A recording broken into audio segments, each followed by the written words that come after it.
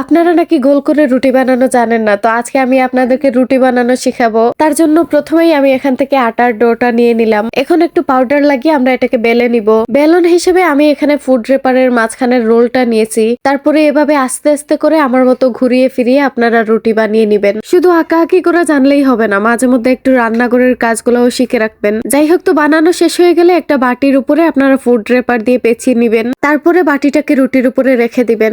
আশা করি আপনারা রুটি বানানো শিখে গেছেন। তো আজকে হচ্ছে আমরা এখানে রুটি না বানিয়ে অন্য কিছু তৈরি করব।